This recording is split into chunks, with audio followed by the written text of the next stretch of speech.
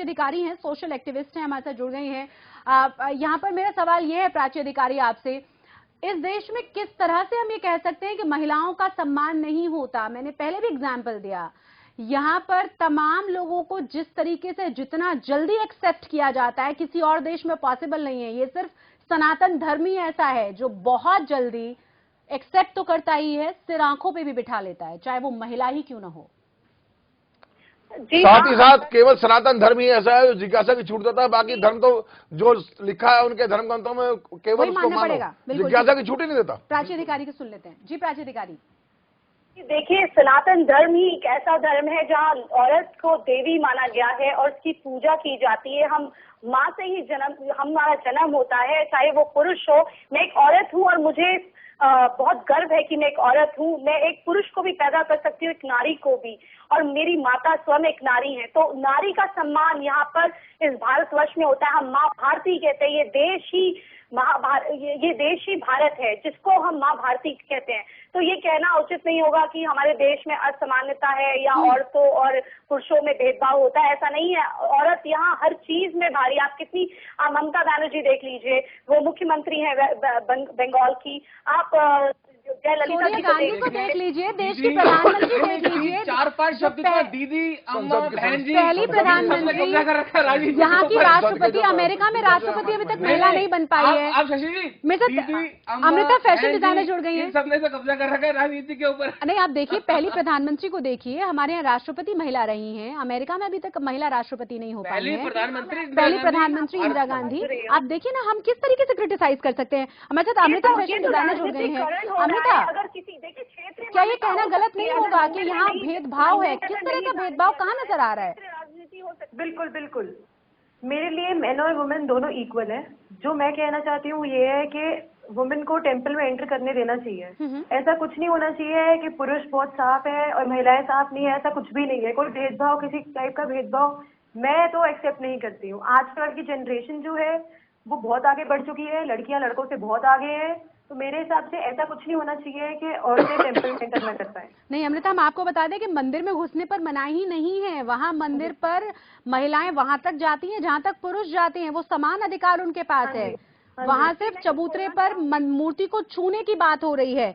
मेरे साथ इस वक्त अब्दुल हमीद नुमानी जुड़ गए हैं। अब्दुल हमीद नुमानी, इस देश में रहते हुए आपको लगता है कि महिलाओं के साथ अत्याचार है, महिलाओं के साथ इतनी पाबंदियां हैं? अगर हम बाकी के धर्मों की बात करें, चाहे हम इस्लाम की भी बात करें, तो आप बेहतर तरीके से बता पाएंगे कि क्यों मजार के ऊपर, क्यों मस्जिद के अंदर महिलाओं को नहीं घुसने दिया जाता? देखिए, इस्लामी शरीयत में मजार पे और मस्जिद में जाने पे शरीय एतबार से धार्मिक रूप से कोई प्रतिबंध नहीं है। वो अगर जो है महिलाओं की सुरक्षा का इंतजाम हो, किसी तरह उनकी जो है इज्जत और मर्यादा पे कोई खतरा ना हो, तो इस्लामी शरीयत में ऐसा नहीं कि जो है कोई निषेध है, ऐसा नहीं है मामला। मस्जिद में खतरा है? नहीं नुमानी साहब, वो खुद मान रहे हैं कि मस्जिद में खतरा है। नमस्कार, जितेंद्र खुराना बोल रहा हूँ जी। हाँ, मुझे ये बताइए कि मस्जिद तो बड़ी पवित्र जगह है, क्या मस्जिद में भी खतरा हो सकता है किसी मुस्लिम महिला को? नहीं, मस्जिद में नहीं, जो आते जाते जो है, अगर इस तरह वो जो है वो शांति प्रिय है और अच्छा वातावरण है तो वो इस्लाम में कोई निषेध नहीं है। अच्छा, नहीं तो खतरा किससे है?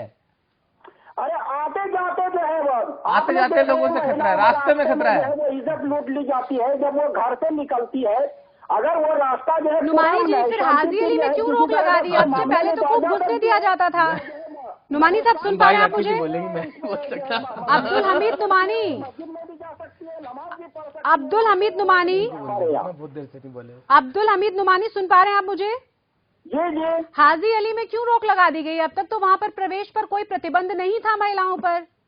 देखिए, मैं ये कह रहा हूँ कि जो है ये दरगाह जो है वो इस्लाम का कंसेप्ट नहीं है। इस्लाम में कंसेप्ट है मस्जिद और जो है कब्रिस्तान जी। तो अगर वो जो है, मैं कह रहा हूँ कि रास्ता अगर मार्ग जो है वो शांति प्रिय है और आने जाने में महिलाओं के लिए कोई खतरा नहीं है, तो जो है वो बिल्कुल आ जा सकती है। वो जो है उन्होंने जो प्रतिबंध लगाई होगी वो जो है अपने हिसाब से उन्होंने कुछ सोचा होगा। लेकिन जहाँ तक इस्लामी शरिया की बात है तो जो है वो दोनों के लिए जो है वो बराबर है। जहाँ जो है वो पुरुष जा सकते हैं, वहाँ महिलाएं भी जा सकती है। लेकिन अब्दुल हमीद नुमानी, मैं एक चीज पूछना चाहूंगी, आज से कई साल पहले का एग्जाम्पल मैं दे रही हूँ। हम लोग बहुत आसानी से मस्जिद तक पहुंच गए थे क्योंकि बहुत नामी वो मस्जिद थी, अंदर हमें नहीं घुसने दिया गया क्योंकि वहां पर पुरुष ही जा सकते थे, तो पहुंचने में तो कोई दिक्कत नहीं हुई, वहां जाने पर पाबंदी लगा दी गई। मैं तो आपको शरीयत की बात बता रहा हूँ ना, शरीयत और न्याय शास्त्र की बात बता रहा हूँ। हमारे यहाँ जो है मस्जिद में महिलाओं पुरुषों के लिए जो है वो कोई जो है वो अंतर नहीं है। अगर जो है वो पुरुष जो है पवित्र नहीं है वो, और महिला जो है वो पवित्र नहीं है, तो जो है वो नहीं जा सकता है, न मर्द जा सकते हैं, न महिला जो है वो जा सकती है। ठीक है, प्राची अधिकारी कुछ कहना चाह रही हैं आप? प्राची अधिकारी कुछ कहना चाह रही थी आप?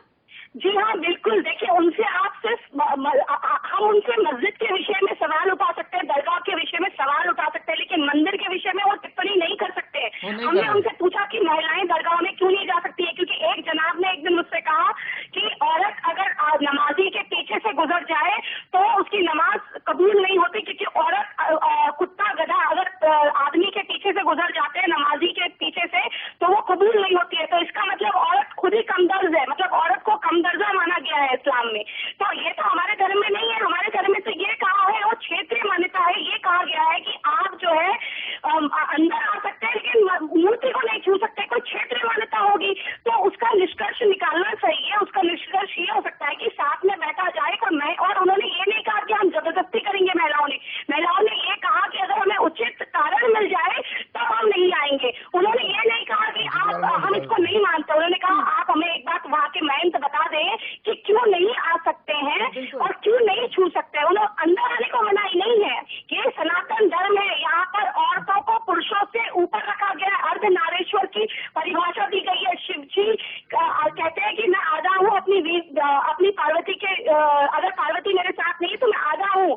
तो ये सभ्यता, ये मान्यता ऐसी है। हमारे वहाँ औरत हर जगह आ सकती है, हर जगह, क्योंकि पुरुष का जन्म ही औरत से होता है। यहाँ पर भाई राखी जी, हम जानते हैं कि हमारी माताएं और हमारे यहाँ जो है ये कहा गया है कि अगर नमाज जो है वो किसी चीज से जो है टूट जाती है, वो गधा होता, कुत्ता होता, बच्चा होता, औरतें होती है, लेकिन नमाज जो है किसी चीज से नहीं टूटती। इन्होंने पूरी बात समझी नहीं, अधूरी बात हम दरगाह की बात ही क्यों कर रहे हैं?